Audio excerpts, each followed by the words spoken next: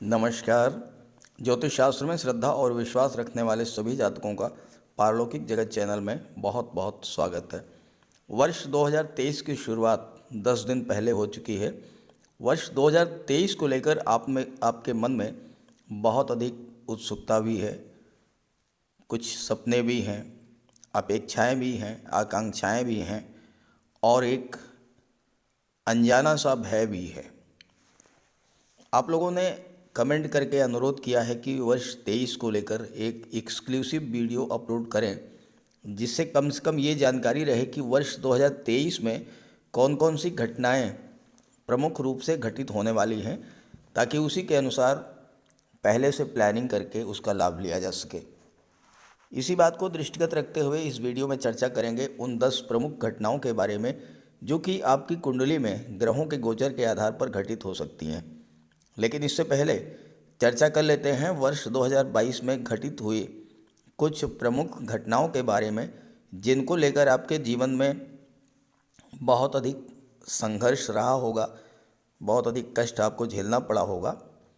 क्योंकि जब आप पिछले वर्ष की घटनाओं के कारणों को समझेंगे और उन कारणों को समझ करके सावधान रहेंगे, तो अगर 2023 में वैसा ही योग बनता है तो आप पहले से ही सतर्क रहेंगे और आप अपनी सुरक्षा कर ले जाएंगे।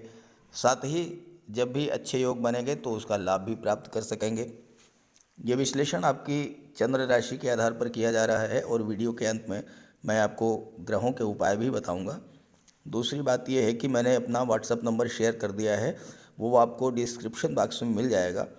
इस नंबर के अलावा कमेंट बॉक्स में किसी अनजान व्यक्ति के द्वारा दिए गए किसी भी नंबर पर भूल करके भी कांटेक्ट मत कीजिएगा। आपके साथ फ्रॉड हो सकता है, धोखा हो सकता है। चलिए वीडियो शुरू करते हैं। तो पहले बात करते हैं 2022 में बने हुए कुछ ऐसे योगों के बारे में जिनके कारण आपको बहुत अधिक कष्ट झेलना पड़ा होगा। देखिए, 27 जून को मंगल का राशि परिवर्तन हुआ और 27 जून से 10 अगस्त तक मंगल का गोचर मेष राशि में था और मेष राशि में राहु का गोचर पहले से ही था। तो राहु और मंगल जब एक साथ होते हैं तो अंगारक योग बनता है। अंगारक योग वो योग है जो हर चीज को जला करके राख कर देता है। अत्यधिक क्रोध का कारक होता है अंगारक योग। चूंकि राहु भी साथ में है तो राहु के कारण किसी बात को लेकर भ्रम की स्थिति बनी होगी, गलत फहमी बढ़ी होगी और अचानक से क्रोध आया होगा। और राहु किसी भी चीज को बहुत अधिक बढ़ा देते हैं, तो क्रोध और उग्रता अचानक से बहुत ज़्यादा बढ़ गई होगी। बहुत तेज, बहुत तीव्र क्रोध आपको आया होगा और हो सकता है कि क्रोध और उग्रता के कारण कोई ऐसी घटना घट गई हो जिससे आपका काम तो बिगड़ ही गया होगा। कोर्ट कचहरी की नौबत भी आई होगी और हो सकता है कि गुस्से में आपने कोई ऐसा डिसीजन ले लिया हो जिस पर आपको बाद में बहुत अधिक पछताना भी पड़ा होगा। अत्यधिक मानसिक तनाव और आर्थिक संकट की स्थिति से गुजरे होंगे। खर्च बेतहाशा बढ़ गया होगा। अस्पताल और कोर्ट कचहरी के चक्कर लगा लगा करके आप परेशान हो गए होंगे। बनी बनाई योजनाएं आपकी बिगड़ गई होंगी। जीवन साथी या बिजनेस पार्टनर के साथ भी तनाव की स्थितियां बनी होंगी और माता के स्वास्थ्य में, पिता के स्वास्थ्य में भी कमी देखने को आई होगी। इसके अलावा 16 जनवरी को सूर्य का गोचर कर्क राशि में हुआ और 16 जुलाई से लेकर के 17 अगस्त तक सूर्य का गोचर कर्क राशि में था और शनि का गोचर मकर राशि में। सूर्य और शनि का दृष्टि संबंध बना। ज्योतिष शास्त्र में सूर्य और शनि के संबंध को अत्यधिक खराब माना गया है, क्योंकि सूर्य और शनि एक दूसरे से शत्रुत्व व्यवहार करते हैं। तो शनि की दृष्टि पड़ने से सूर्य पीड़ित हुए और सूर्य की दृष्टि पड़ने से शनि पीड़ित हुए। सूर्य क्या है? ग्रहों के राजा हैं, और जब राजा ही पीड़ित हो तो क्या हुआ होगा? सूर्य पिता के कारक हैं, पिता को कष्ट हुआ होगा। सूर्य आपके आत्मविश्वास के, आपकी विल पावर के कारक हैं, तो आत्मविश्वास में कमी आई होगी, इच्छा शक्ति में कमी आई होगी। सूर्य शासन प्रशासन और सरकारी नौकरी के कारक हैं, वहाँ भी स्थितियाँ आपके अनुकूल नहीं रही होंगी। वर्कलोड बढ़ा होगा, अधिकारियों का, सहयोगियों का साथ नहीं मिला होगा। प्रमोशन वेतन वृद्धि का मामला था, उसमें भी रुकावट आई होगी। अगर आपका कोई काम सरकारी अधिकारियों से था, वह कार्य भी आपका प्रभावित हुआ होगा। शिक्षा प्रतियोगिता के क्षेत्र में भी बाधाएं आई होंगी। और चूंकि शनि जब पीड़ित हुए, तो शनि क्या है? कर्म के कारक हैं, तो आपको कार्य क्षेत्र में तरह तरह की विघ्न बाधाएं झेलनी पड़ी होंगी।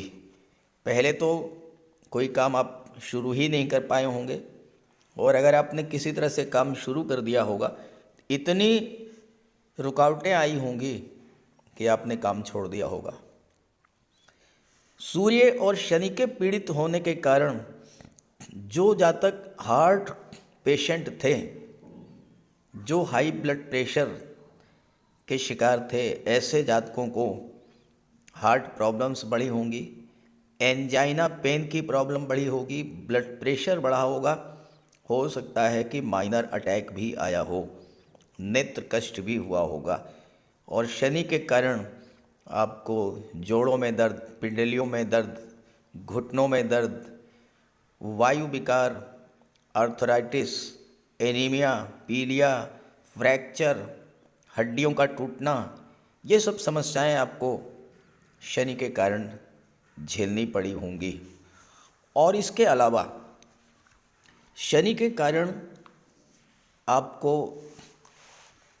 29 अप्रैल से 12 जुलाई के बीच में विशेष परेशानी झेलनी पड़ी रही होगी, क्योंकि शनि अत्यंत मंद गति से गतिमान होते हैं, और जब एक ही ग्रह 2.5 महीने में 2 बार राशि परिवर्तन करे, तो आप सोच सकते हैं कि कितनी उथल पुथल मची होगी।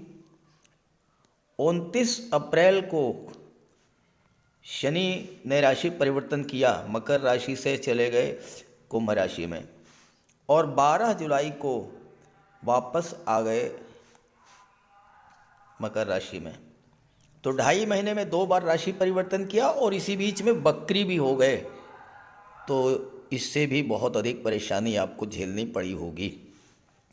और जो तीसरी घटना रही वो ये थी कि वर्ष 2022 में 2 बार चंद्र ग्रहण और सूर्य ग्रहण पड़े, 30 अप्रैल और 10 मई को, और उसके बाद 25 अक्टूबर और 8 नवंबर, 2 बार सूर्य ग्रहण, 2 बार चंद्र ग्रहण। तो 30 अप्रैल और 16 मई, इसके आसपास का जो एक सप्ताह का टाइम पीरियड रहा, वो आपके लिए कष्ट कर रहा होगा।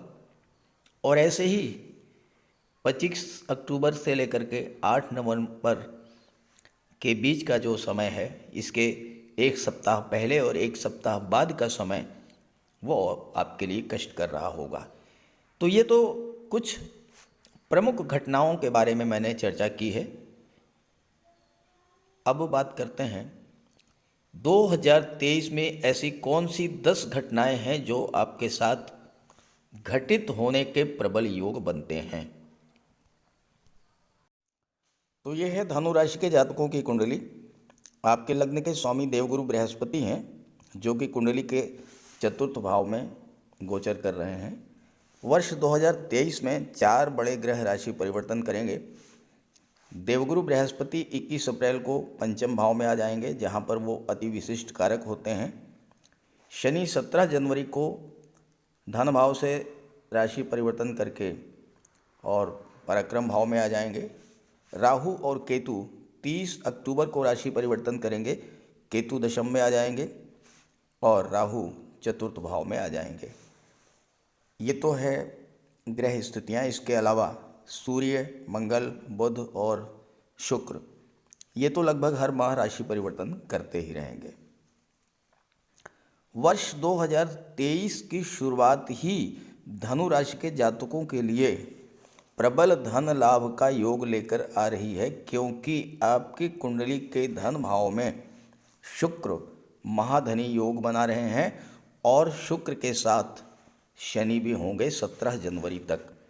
कुंडली के धन भाव में सैटर्न और वीनस दोनों ही रहेंगे। 17 जनवरी को शनि यहाँ से आ जाएंगे पराक्रम भाव में, लेकिन शुक्र 22 जनवरी तक धन के भाव में रहेंगे और शुक्र लाभ के भाव के स्वामी होकर धन के भाव में गोचर करेंगे। तो महाधनी योग बना। महाधनी योग जब शुक्र के द्वारा बनाया जाता है तो शुक्र तो अपने आप में धन के कारक हैं, वैभव के कारक हैं, कंफर्ट और लग्जरी के कारक हैं। तो जो पहली प्रमुख घटना आपके जीवन में है वो 22 जनवरी तक रहेगी। धन प्राप्ति का प्रबल योग बनेगा। घर की सुख सुविधा के साधन आप प्राप्त करेंगे और शुक्र की दृष्टि, शनि की दृष्टि, दोनों की दृष्टि कुंडली के अष्टम भाव पर पड़ेगी, तो आपको गुप्त धन की भी प्राप्ति हो सकती है। दूसरी जो प्रमुख घटना है वह भी शनि और शुक्र को ही लेकर है। शनि और शुक्र पराक्रम भाव में राशि परिवर्तन करके आ जाएंगे। 22 जनवरी को शुक्र आ जाएंगे, 17 जनवरी को शनि आ जाएंगे और 15 फरवरी तक एक बार फिर से शुक्र और शनि की युति बनेगी। और ये देखिए कि शुक्र जो हैं वो लाभ के स्वामी हैं, शनि हैं धन भाव के स्वामी, और लाभ भाव के स्वामी और धन भाव के स्वामी जब एक साथ होकर के पराक्रम भाव में गोचर करेंगे और भाग्य के भाव पर दृष्टि डालेंगे, तो ये समय आपके लिए भाग्य के सपोर्ट से भाग्य आपका साथ देगा। आपके जो भी काम रुके हुए थे वो सब बनना शुरू हो जाएंगे। नया कार्य व्यवसाय भी आप शुरू कर सकते हैं, खास करके कला से संबंधित क्षेत्रों में, या रियल इस्टेट या प्रॉपर्टी डीलिंग के क्षेत्रों को, या फिर आप कंस्ट्रक्शन का काम शुरू कर सकते हैं। बिल्डिंग मटेरियल सप्लायर भी बन सकते हैं। मेडिसिन और मेडिकल से रिलेटेड कार्य भी आप कर सकते हैं। तो इन सब क्षेत्रों से आपको धन की प्राप्ति भी होगी और धन का संचय भी होगा। तीसरी प्रमुख घटना है बुध का गोचर। बुध का गोचर 27 फरवरी से और 16 मार्च 27 फरवरी से 16 मार्च के बीच कुंभ राशि में होगा और यहाँ पर शनि और बुध, मरकरी और सैटर्न, इसकी युति बनेगी कुंडली के पराक्रम भाव में। पराक्रम भाव में शनि बहुत ही अच्छा रिजल्ट देते हैं क्योंकि अति विशिष्ट कारक होते हैं, और यहाँ बुध भी आ जाएंगे जो कि सप्तम के स्वामी हैं और दशम भाव के स्वामी हैं, और शनि धन भाव के स्वामी हैं। तो यहाँ पर आप अपने बुद्धि बल, अपने पराक्रम और अपने परिश्रम के बल पर व्यापार के क्षेत्र में बहुत अधिक उन्नति करेंगे। साथ ही साथ अगर आप बुद्ध से रिलेटेड, बुद्धि और वाणी से रिलेटेड कार्य करते हैं, जैसे कि आप शिक्षक हैं, काउंसलर हैं, आप बैंकिंग सेक्टर में हैं, फाइनेंस सेक्टर में हैं, एजुकेशन सेक्टर में हैं, या फिर आप आईटी सेक्टर, कम्युनिकेशन या कंप्यूटर के क्षेत्र में हैं, तो 27/2 से 16/3 का समय आपके कार्य क्षेत्र में उन्नति को लेकर के और साथ ही साथ धन प्राप्ति के भी प्रबल योग बना करके आ रहा है। और जो चौथी घटना है वो बहुत ही महत्वपूर्ण घटना होगी, वो होगी सूर्य का गोचर। ज्योतिष शास्त्र में एक बहुत महत्वपूर्ण योग की चर्चा की गई है, विष्णु लक्ष्मी योग। जब ये योग कुंडली में बन जाता है तो व्यक्ति को चारों तरफ से धन की बरसात होना शुरू हो जाती है, कार्य क्षेत्र में उन्नति होती है, लाभ हर तरह का प्राप्त होता है। देखिए, कुंडली के जो केंद्र के भाव हैं, पहला, चौथा, सातवां और 10वां, इन्हें कहते हैं केंद्र स्थान या विष्णु स्थान। और कुंडली का पंचम और नवम भाव जो होता है, इसे कहते हैं त्रिकोण का भाव। जब केंद्र भाव के स्वामी और त्रिकोण के भाव के स्वामी एक साथ होते हैं तो विष्णु लक्ष्मी योग बनता है। सूर्य का गोचर 15 मार्च से और 14 अप्रैल तक कुंडली में मीन राशि में होगा। यहाँ पर सूर्य और गुरु की युति बनेगी। गुरु यहाँ पर चतुर्थ भाव केंद्र के भाव के स्वामी हैं, सूर्य भाग्य भाव के स्वामी हैं, त्रिकोण के भाव के स्वामी।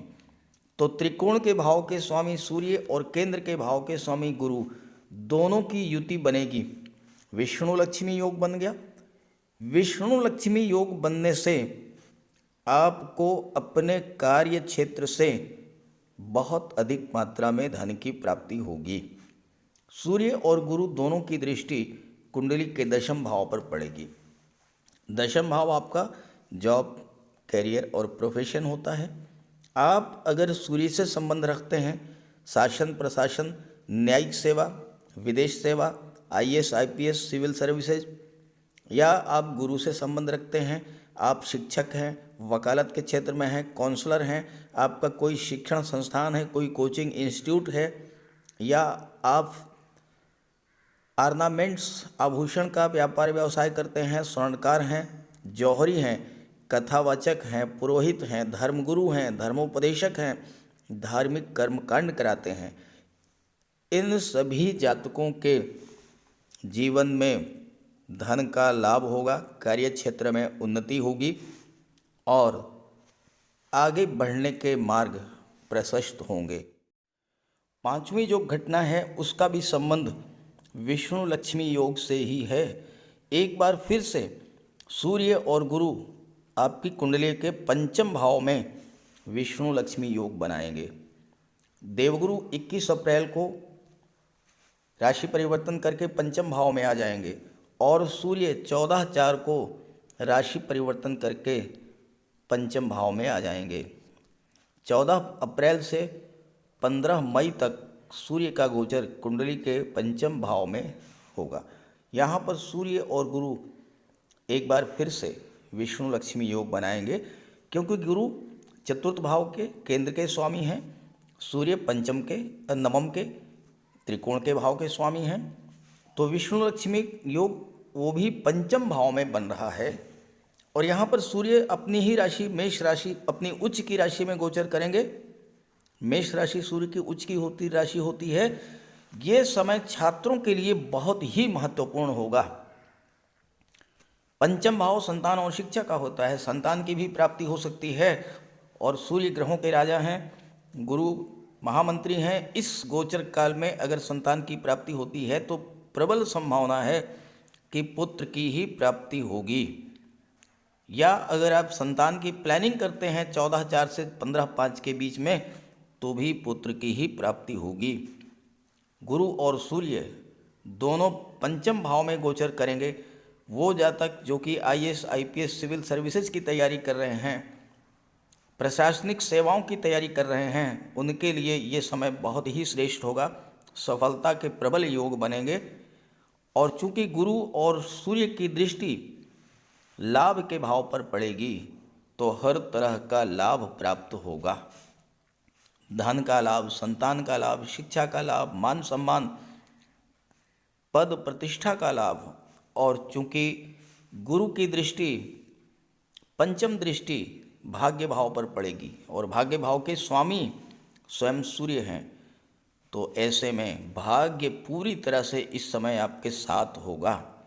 ग्रहों के राजा सूर्य स्वयं भाग्य भाव के स्वामी हैं और गुरु की दृष्टि पड़ रही है। गुरु की पंचम और नवम दृष्टि में अमृत होता है। नवम दृष्टि आपके लग्न भाव पर पड़ेगी। लग्न भाव आपका व्यक्तित्व है, आपके ज्ञान, वाणी में, बुद्धि में ज्ञान का समावेश होगा और सूर्य के समान प्रखर तेज आपके अंदर होगा। आपका आत्मविश्वास बढ़ेगा, आत्मबल बढ़ेगा, विल पावर आपकी स्ट्रांग होगी। जो आप ठान लेंगे वो कर बैठेंगे, उसे पूरा करके ही मानेंगे। तो इस दृष्टिकोण से ये समय छात्रों के लिए, प्रतियोगी परीक्षा की तैयारी कर रहे हैं जो छात्र, उनके लिए बहुत ही श्रेष्ठ होगा। लेकिन जो छठी भविष्यवाणी है वो आपको थोड़ा सा सावधान करने के लिए मैं बता रहा हूँ। सूर्य का गोचर 13 फरवरी से और 15 मार्च, 13 फरवरी से और 15 मार्च को, इस दौरान कुंडली के पराक्रम भाव में होगा, कुंभ राशि में। सूर्य और शनि की युति बनेगी। सूर्य और शनि दो ऐसे ग्रह हैं जो कि एक दूसरे के प्रबल शत्रु माने जाते हैं। तो सूर्य भी पीड़ित होंगे और शनि भी पीड़ित होंगे। सूर्य के पीड़ित होने से क्या होगा कि भाग्य भाव पर दृष्टि पड़ेगी सूर्य की। भाग्य इस समय पूरी तरह से आपका साथ नहीं देगा और शनि कर्म के कारक हैं तो कार्य क्षेत्र भी प्रभावित होगा। कार्य आपके बनते बनते बिगड़ जाएंगे। तो 13 फरवरी से 15 मार्च तक आपको विशेष सावधानी बरतनी है। और चूंकि शनि की दृष्टि सप्तम दृष्टि पड़ रही है नवम भाव पर, अष्टम, नवम और दशम। शनि की दशम दृष्टि 12वें भाव पर पड़ेगी। 12वां भाव होता है खर्चों का। खर्च आपके नियंत्रण के बाहर हो जाएंगे, खर्च बहुत अधिक बढ़ जाएंगे। और 12वां भाव अस्पताल का भी होता है, कोर्ट कचहरी का भी होता है। तो इस समय कोर्ट कचहरी का कोई मैटर है तो उसमें भी आपके लिए समस्या आ सकती है।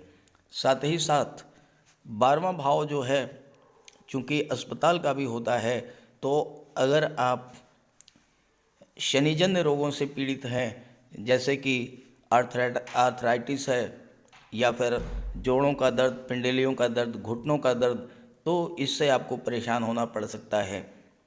जो लोग हार्ट पेशेंट हैं, जो लोग हाई ब्लड प्रेशर के शिकार हैं या आई प्रॉब्लम है, नेत्र कष्ट है, ऐसे जातकों को भी विशेष सावधानी बरतनी होगी।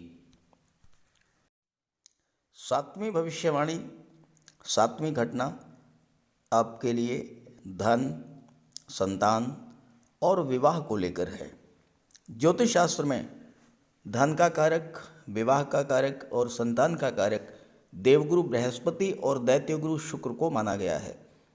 कुंडली में जब भी शुक्र और गुरु का संबंध बनता है तो धन का योग बनता है, विवाह का योग बनता है और संतान प्राप्ति का योग भी बनता है।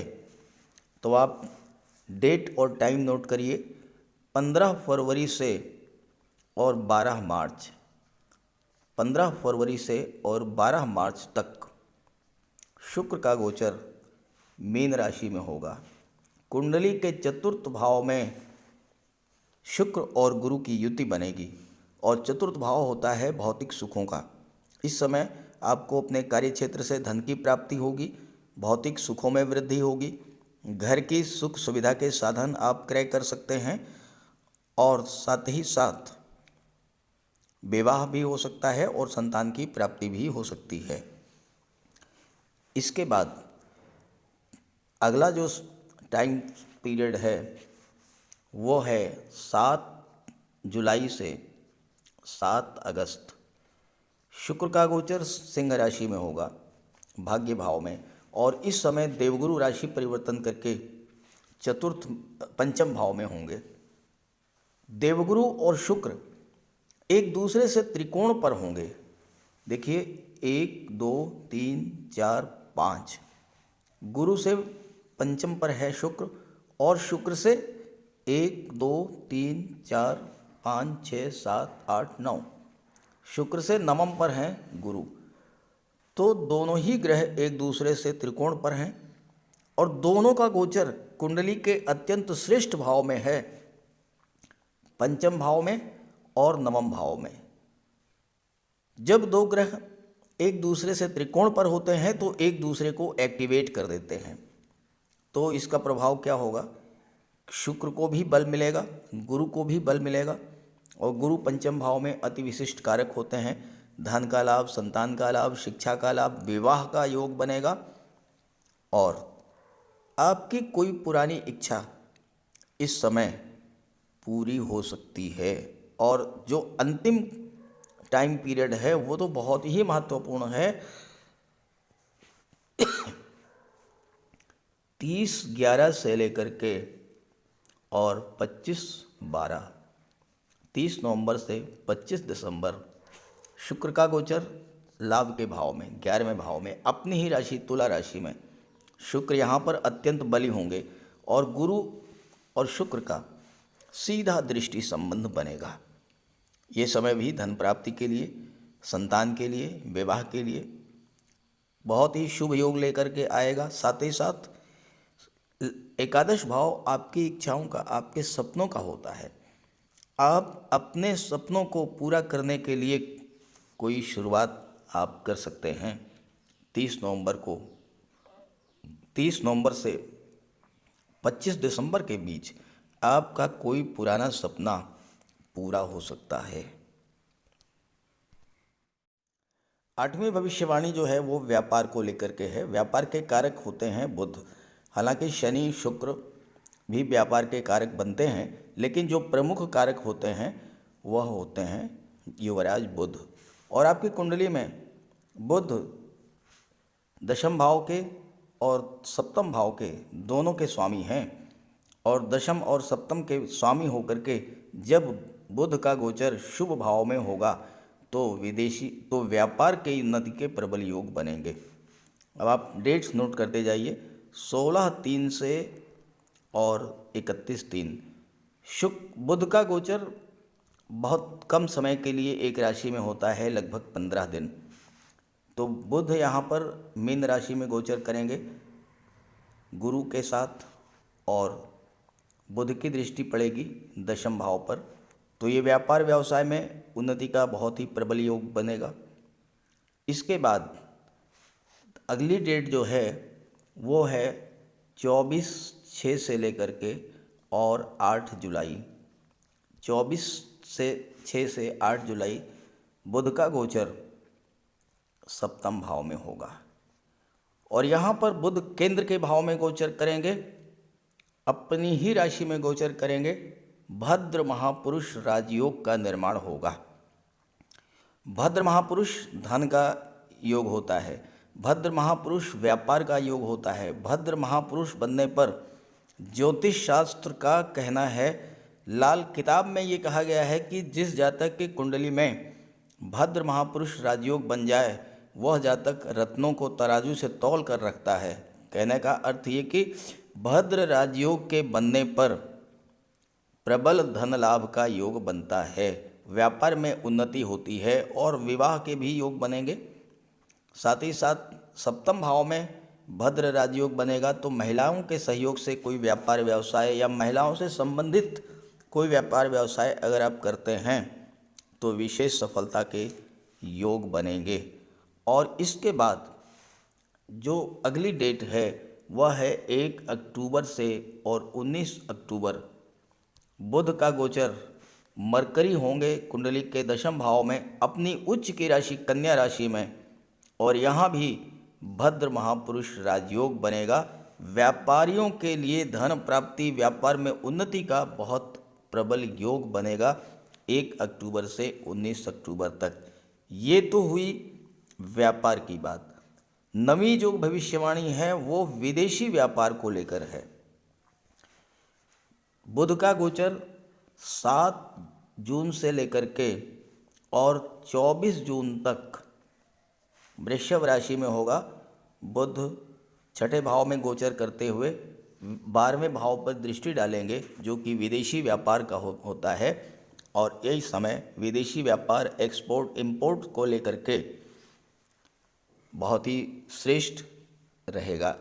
और जो अगली डेट है 6 नवंबर से लेकर के 27 नवंबर, इस टाइम पीरियड में बुध का गोचर वृश्चिक राशि में होगा। बुध कुंडली के 12वें भाव में गोचर करेंगे। सप्तम और दशम के स्वामी होकर के 12वें भाव में जब गोचर करेंगे तो व्यापार व्यवसाय को लेकर के बहुत अच्छी सफलता का योग बनेगा। 10वीं और अंतिम भविष्यवाणी उन लोग छात्रों के लिए है, उन जातकों के लिए है जो आर्मी में है, एयरफोर्स में है, नेवी में है, मिलिट्री में है, डिफेंस सर्विसेज में हैं, रक्षा अनुसंधान के क्षेत्र में हैं, मेडिकल और सर्जरी के क्षेत्र में हैं, या फिर गेम्स और स्पोर्ट्स से जुड़े हुए हैं, या फायर रिलेटेड वर्क्स से जुड़े हैं। ऐसे जातकों के लिए मंगल का गोचर विशेष महत्व का होगा। सिंह राशि में मंगल का गोचर होगा 1 जुलाई से 18/8, 1 जुलाई से और 18 अगस्त, लगभग 48 दिन का ये गोचर होगा, 49 दिन का ये गोचर होगा। मंगल का गोचर नवम भाव में होगा, भाग्य भाव में। इसके स्वामी सूर्य हैं और मंगल गुरु से पंचम स्थान पर होंगे, 1 2 3 4 5, और मंगल से नवम पर होंगे गुरु। गुरु और मंगल दोनों एक दूसरे से त्रिकोण पर होंगे। मंगल हैं आपके पराक्रम, आपके शौर्य, आपकी ऊर्जा, आपका साहस। गुरु हैं ज्ञान, बुद्धि, विवेक। जब दोनों एक दूसरे से त्रिकोण पर होंगे, दोनों ही एक्टिवेट होंगे, दोनों ही अपना श्रेष्ठतम फल देने की स्थिति में होंगे। और भाग्य भाव में ये त्रिकोण का संबंध बन रहा है, पंचम भाव में ये संबंध बन रहा है, तो छात्रों के लिए बहुत ही बेहतर योग लेकर के आएगा ये समय। खास करके उन जातकों के लिए, उन छात्रों के लिए जो कि मंगल से रिलेटेड क्षेत्रों में एफर्ट कर रहे हैं, उनके लिए ये समय बहुत ही श्रेष्ठ होगा। अगर वो प्रयास करते हैं तो उन्हें डिफेंस के क्षेत्र में, मेडिकल के क्षेत्र में, गेम्स और स्पोर्ट्स के क्षेत्र में और विदेश जाकर के अपनी प्रतिभा के प्रदर्शन का भी अवसर मिलेगा, क्योंकि मंगल विदेश भाव के स्वामी हैं और पंचम के भी स्वामी हैं। तो इस तरह से वर्ष 2022 में जो महत्वपूर्ण घटनाएं घटित होंगी, जो महत्वपूर्ण योग बने हैं, उस पर चर्चा की है मैंने। आप इन बनने वाले योगों का लाभ उठाइए और ज़्यादा से ज़्यादा लाभ आपको मिले, इसके लिए आप ग्रहों का उपाय अवश्य कीजिए। तो चलिए बात करते हैं ग्रहों के उपाय के बारे में। किन ग्रहों का उपाय करना है? जिन ग्रहों की महादशा या अंतर्दशा या प्रत्यंतर दशा आपके जीवन में गतिमान है, या फिर वो ग्रह जो आपकी कुंडली में कमज़ोर हैं, उनका उपाय अवश्य करें। किसी भी जातक की कुंडली में बनने वाले राजयोगों का संपूर्ण लाभ उसे तब मिल पाता है जब राजयोग बनाने वाले ग्रह कुंडली में मजबूत स्थिति में हों। और ज्योतिष शास्त्र में ग्रहों को बल प्रदान करने के लिए उपायों की व्यवस्था की गई है। तो अगर आपकी जन्म कुंडली में राजयोग बनाने वाले ग्रह कमज़ोर स्थिति में हैं, अंश बल से कमज़ोर हैं, तो ग्रहों का उपाय ज़रूर कीजिए। इससे ग्रहों को बल प्राप्त होगा और आपको राजयोग का संपूर्ण लाभ प्राप्त हो पाएगा। सबसे पहले मंगल की बात करते हैं। इसके लिए बजरंगबली की उपासना कीजिए, हनुमान जी की आराधना कीजिए,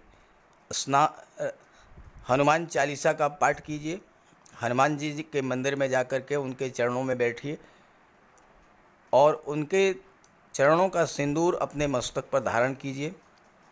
मंगलवार के दिन स्नान के बाद लाल वस्त्र धारण कीजिए, मंगलवार का व्रत रखिए। हनुमान जी को सिंदूर में चमेली का तेल चढ़ाकर, तेल मिला करके अर्पित करें। हनुमान जी को चोला चढ़ाएं और मूंगा धारण कर सकते हैं, लेकिन किसी योग्य ज्योतिषी से परामर्श लेकर। और मंगलवार के दिन लाल वस्त्र, गेहूँ, गुड़ और तांबे का दान करने से भी मंगल को बल प्राप्त होता है। जहाँ तक देवगुरु की बात है, देवगुरु बृहस्पति को प्रसन्न करने के लिए गुरुवार का व्रत रखिए। 5 गुरुवार, 11 या 43 गुरुवार का व्रत रखें।